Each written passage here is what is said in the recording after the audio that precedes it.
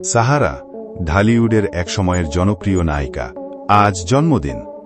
শাকিব খানের বিপরীতে প্রিয়া আমার প্রিয়া ছবিতে দুর্দান্ত অভিনয়ে তিনি জায়গা করে নিয়েছিলেন লাখো দর্শকের হৃদয়ে।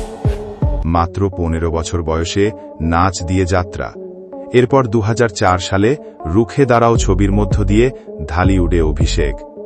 তবে বড় সাফল্য আসে শাকিব খানের সঙ্গে জুটি বেঁধে।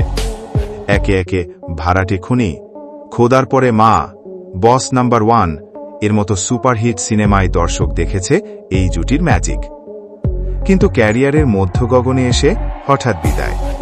2015 সালে প্রযোজক রহমান মনিরকে বিয়ে করে সাহারা সরে যান পর্দার আলো থেকে।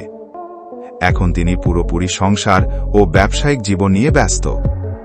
গুলশান ও বনানীর দুটি শপিং মলে রয়েছে তার নিজ নামে কাপড়ের দোকান। 9 বছর ধরে চলচ্চিত্র থেকে দূরে থাকা সাহারা জানিয়ে দিয়েছেন আর ফিরবেন না অভিনয়ে।